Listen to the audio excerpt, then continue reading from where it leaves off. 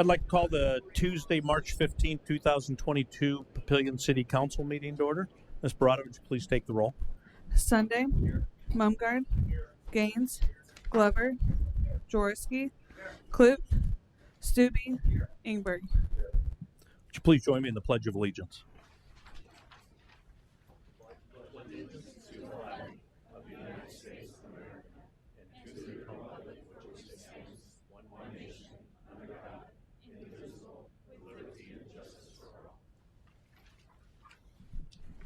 Do we have an affidavit of publication on file? We do. A current copy of the Open Meetings Act is posted inside this room as you came in.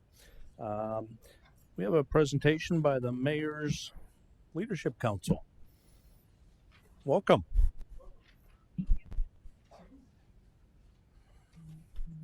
And thanks for what you do. Thank you so much. My name is Ashley Gast. I'm the president of the Mayor's Youth Leadership Council. And my name is Kira Montiel. I'm the secretary for the Youth Leadership Council. So, dear council members, thank you for allowing us to present a current list of our activities, both past and present, for our Youth Leadership Council. Although, being our first quarterly report, we would like to start with some past activities that occurred in the months of November and December, and conclude to the present month of March. In November, included the Youth Council member working and assisting the Papillion Police Department with its law enforcement education program. We enjoyed this very much. Members assisted by filling in as actors during the attendees' scenarios. Members were also able to assist the Papillion Historical Society with decorating the old schoolhouse and helped with the lighting at Winter Wonderland event. December included a holiday card writing campaign led by members Jenna Woodard and Shelby Woodard. Over 150 holiday cards were written to veterans, and elderly citizens of the Papillion community. Members also collected items for Christmas care packages that were sent to members of the United States Army Military Police Unit stationed in Vicenza, Italy. Staff Sergeant Bentley was amazed by our community's generosity. Lastly, President Ashley Gast presented Melissa Trail with the Youth Council's Citizen Supporter of the Year 2021 award for her generous work with collecting items for our youth programs. So in January, we got to partner and collaborate with the Institute for Holocaust Education, which offered a tremendous opportunity for the citizens of Papillion. So we created an event where they got to listen to a second-generation Holocaust survivor and the story of his father. And Council member Anna Simon chaired the event, and she did a really good job. So along with these events, we continue to do a monthly road cleanup behind the Shadow Lake Mall. Even throughout the winter, we have continued to keep up and make sure that Papillion stays beautiful. In the future, we plan on working again with the citywide Easter egg hunt, and then continuing the upkeep of the Northside Pollinator Garden in Halleck Park. We also will continue to do our part in Papillion Days, and we will partner with the Town and Country Pet Rescue to provide blankets and toys to dogs and cats. We also want to put up a historical bell outside of the slaughterhouse and work with the Papillion Recreation Department with its summer race series. Youth Council members are also in hope of sending a contingent of members to the National League of Cities City Summit in the conference in November 2022, which is held in Kansas City. So we, the members of the Papillion Mayor's Youth Leadership Council, thank you so much for allowing us to come up and speak with you today. And we'd also like to specifically thank the mayor, Mrs. Powers, and the rest of the City Council for your continued support in what we do. Thank you very much. Remind us how many people are on the council. Exact About number, about 50-ish. You guys are doing great work, and Officer Tackett, thanks for all of your leadership with them as well. Thank you so much. Council, got any questions? Thank you very, very much. Appreciate it. Ms. Powers, Administrator's Report, please. Thank you. The sewer agency is getting closer to having pipe in the ground.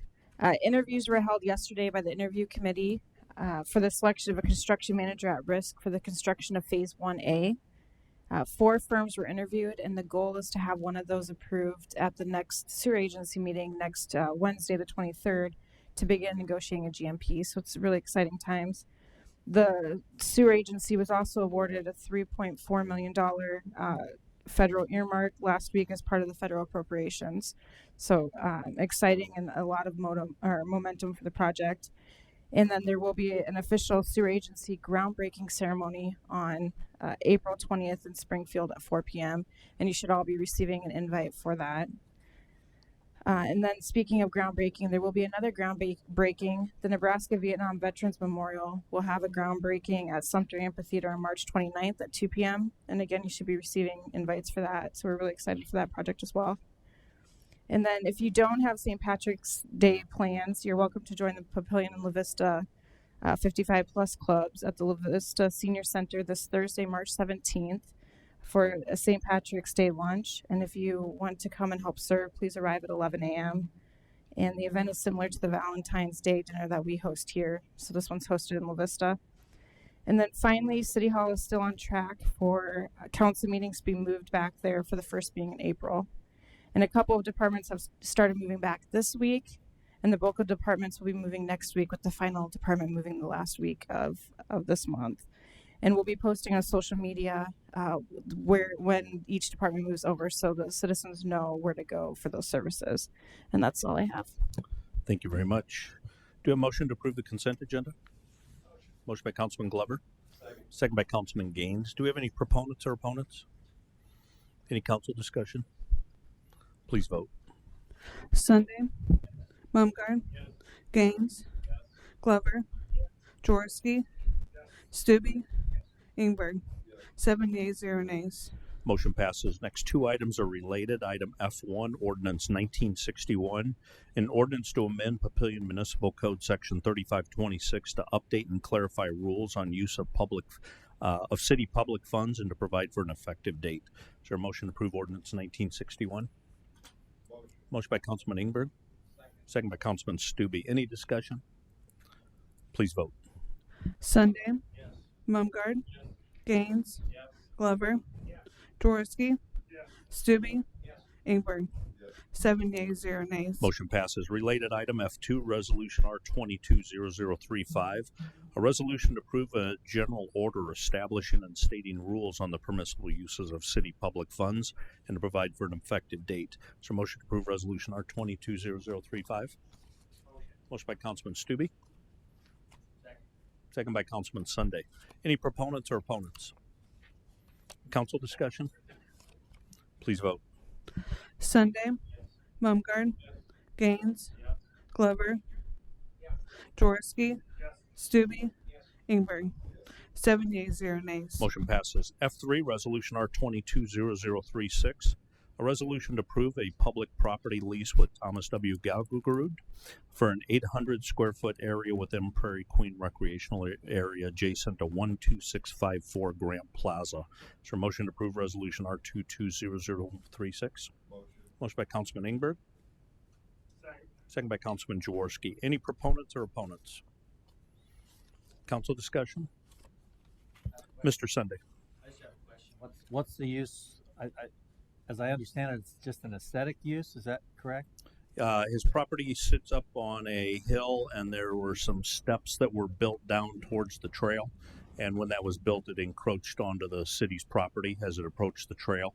And so since that's down there, it's encroaching onto the city property. So this would formalize his ability to use that, basically at his risk. He has to maintain the area, and and then if there's damage to it, he has to provide it. If it's not approved, it's encroached into our property. It'd probably have to be removed. So, have we looked into selling him that piece of property, or can we do that?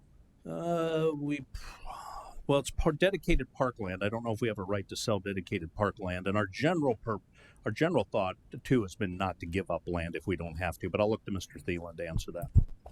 It might be possible to sell it, but I think we took the position that it would be better to hold on to it in case we needed it for some public purpose in the future. Okay, is this just butting up into somebody's backyard, basically? It's his backyard steps butting into our basically our right of way of the trail. Okay. All right, thank you. You bet. Mr. Mumgarden. As I understand the lease, it's a payment of $1 a year. But he also has the burden of maintaining that area. I guess I was wondering, how do we collect and administer that $1 per year? Ms. Powers. We just need to make sure that we bill for it each year as part of our process. So you put together, you spend staff time putting together a bill, and you mail it at the billing rate to maybe come back with 24 cents, right? He is paying $10. He would be paying $10 in advance. So for the next 10 years. I would recommend. I mean, you don't need to change the lease, but I would recommend working on that. I guess I question how that's going to be taken care of year after year after year. You say nobody has to do anything now for the next 10 years?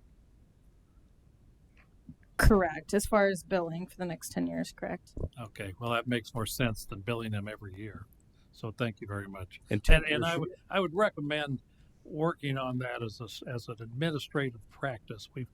We've done this now twice in this past year, and I didn't like it either way. Well, and that reminder later on, how do you remember to do some of those things? Those will be going into a contract management system. I mean, every contract we do with anybody's got terms and conditions. You got to remember that this would fall into that type of scenario. I know, as a practical matter, trying to remember to collect $1 every year is more of a headache than it's worth. But so, thank you for working out that $10 for 10 years. Mr. Sunday, did you have something else? Maybe this isn't the time or the place possibly, but I'm just wondering, why is it a policy that the city never wants to give up any of its land? Why is that a hard and fast rule that we have? I don't know if it's a never, but I think general policy, I think, is, I mean, Why is my question? that's a good question. I don't have an answer to that, other than land's a good thing to have. That's a good point made, and we'll think through that. Other than we have a lot of land and we don't want to proactively go off and selling it. So, appreciate that. Mr. Mumgarden. I'm just stretching my memory on that. Mr. Sunday brought up this point. Didn't we sell some land out northwest not too long ago because we were sorting out some boundary lines? We've done swaps of land. In fact, we have one tonight with developers. If they've got an issue they're trying to solve and it's on our land and we got some other land in the area, sometimes we'll do swaps of land. We've periodically had somebody specifically ask if they can buy land, and we've negotiated that in some specific cases. But in other areas where they just want to use it, I think we've generally gone to a lease. But there's no policy or firm rule. Oh, okay, that's where I was going. Thank you. Any other discussion? Please vote. Sunday, Mumgarden, Gaines, Glover, Jaworski, Stubbe, Ingberg. 7 yeas, 0 nays. Motion passes. F4 R220037, a resolution to approve the renewal of the county interlocal agreement for Nebraska Humane Society Animal Control Services. Is there a motion to approve resolution R220037? Motion. Okay. Motion by Councilman Jaworski. Second by Councilman Ingberg. Do we have any proponents or opponents? Council discussion. Mr. Jaworski. Okay, last Saturday, we found a dog roaming our neighborhood. Got it into our backyard, had no tags, big dog. Then my daughter come over and put it on Let's Talk Papillion, I think. Well, since we put it, my wife got on there for the first time, we couldn't see the responses, so we didn't know who the dog belonged to, so we called the Humane Society. Humane Society, this was Saturday, told us they could not come get that dog until Monday. And we got a dog, so we can't keep two dogs in the backyard. So my wife says, "You got to be kidding me. You can't come get this dog." She goes, "Well, what do I do with it?" He goes, "Well, just let it go." We're not letting it go. We just caught him. So my wife called. I don't know if she called Papillion Police or Sarpy County. 2 minutes later, we get a phone call. 5 minutes later, they came and got the dog. So it's nice to see that we do this, but people need to understand, take care of the problem when we have it. Well, and since we are renewing this, we'll make sure that I'll look to Chief Whitted to have a conversation with Humane Society about that, and maybe there's some training on the staff side. You bet. Any other council discussion? Please vote. Sunday, Mumgarde, Gaines, Glover, Jaworski, Stubbe, Ingberg. 7 yeas, 0 nays. Motion passes. F5, Resolution R220038. Resolution to approve an amendment to the master fee schedule pertaining to fees associated with golf, recreational facilities, and animal licensing. Is there a motion to approve Resolution R220038? Motion by Councilman Glover. Second by Councilman Mumgarde. Any proponents or opponents? Council discussion? Please vote. Sunday, Mumgarde, Gaines, Glover, Jaworski, Stubbe, Ingberg. 7 yeas, 0 nays. Motion passes. F6, Resolution R220040. A resolution to approve a real estate exchange agreement between the City of Papillion and Prairie Queen LLC. Is there a motion to approve Resolution R220040? Motion by Councilman Jaworski. Second by Councilman Mumgarde. Any proponents or opponents? Council discussion. Mr. Gaines.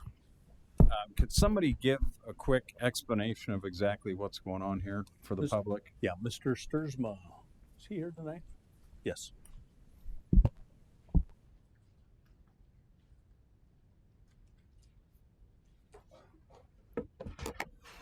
Mayor, members of the council, Mark Sturzma, 122 East 3rd Street. So this is kind of what we were talking about before. Instead of a land sale, it's a land exchange. And in this case, it's to facilitate a slight change in the right-of-way for 130th Street, which is between the Prairie Queen development and the city's park property. And kind of getting to that question before about why we do a land swap instead of a sale. One, there are a lot more rules involved in a sale, and also especially with park land, if there's ever any federal dollars involved in the purchase of that land, you have to reimburse the federal government, and it's in some cases nearly impossible to track what that amount would be and how to do that, which makes it again very difficult to legally sell park land. In this case, there's a small piece of land that is a remnant. I would describe it as between the development and the right-of-way. And so instead of selling the land, we're just swapping a piece adjacent to another section of that road. So I think it's 5,600 square feet. Is that the size? And we determined they were of pretty equal value. Quarter of an acre, I think. So it's kind of a formality to clear up a little remnant. Any other council discussion? Please vote. Sunday, Mumgarde, Gaines, Glover, Jaworski, Stubbe, Ingberg. 7 yeas, 0 nays. Motion passes. It's all the regular agenda items, and I don't think any committees have met. Comments from the floor. I know we've got some representatives from Green Bellevue with us that we're looking forward to doing a presentation. And since it's not a published agenda item, we're doing under comments from the floor, so I'd like to invite them up. And when you come up, if you state your name and address for the record. Welcome.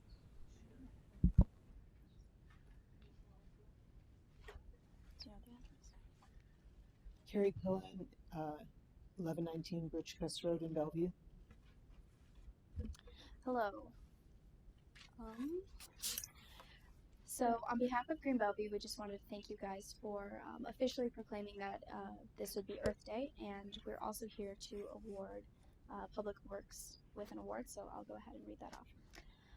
Green Bellevue is pleased to present your Public Works Department with an Environment Champion Award from Green Bellevue. Your dedicated, enthusiastic city efforts to improve our community and world environment through your city cleanup, waste diversion to recycling services has been noticed and appreciated. Thank you all that have done all that you've done already and will do in the coming years. These efforts are inspirations to us and others to care for our home, Mother Earth. Congratulations. Such reductions to a landfill are especially needed since we no longer are able to host a fill site anywhere within Sarpy County. Sarpy waste is now driven to the David City landfill. Public Works staff efforts to divert waste from a landfill saves city costs, reduces air emissions from the additional long haul to the landfills, and uses waste as a commodity. Such vision, we believe, in wise stewardship of our resources. Well done, Papillion. Thank you very much. Here you are. Thank you so much. Thank you very much.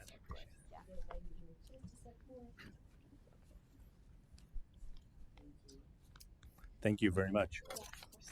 Any other comments from the floor? Seeing none, any council comments? And then you Yes. also making a proclamation for Earth Day. Yes, it's right down. Thank you. Any comments from council? Just the last couple of weeks, we had the Papillion Leadership Academy, and again, just as a reminder, we've been doing that. I think this was the 4th session. We've been doing that now for probably about 8 years. The original ones, it was about a 12, 14-month program where a group from city employees would get together once a month for leadership, learn from each of the department heads, and learn a little bit about the city as a whole. This class was a little bit different. Instead of about 12 months, I think it took about 2 years because of COVID and all the interruptions. So very, very different class, but they were able to come together, have a little bit of a luncheon, and then Senator Arch came and spoke to them a little bit about leadership. So that was a good session. So congratulations to them. We had another ribbon cutting, and then as a reminder for March 29th, the Vietnam Veterans ribbon cutting. Expecting quite a few people out there. It's going to be at Sumter Amphitheater. Former Secretary Chuck Hagel is flying into town to be the keynote speaker for that. And Governor Ricketts, assuming his plane gets in here in time, will be there as well. So encourage you to come out for that. And if it's going to work, we have a video. I think you've seen the video, but it's been quite a while. You saw it when we approved the 50-year memo of understanding with the foundation, but a little bit as a reminder for council, but more for the public who's seeing it. This is a promotional video about the memorial and why we're doing it, and so I'd like to have that shown. It's about 2.5 minutes. In every era, Nebraska's sons and daughters have answered their country's call to serve. 6 decades ago, Nebraskans were summoned to fight in the far-flung jungles of Vietnam. 396 gave their lives. Border to border, from Scottsbluff to Omaha, Valentine to Red Cloud, every corner of our great state of Nebraska is home to the fallen heroes of the Vietnam War.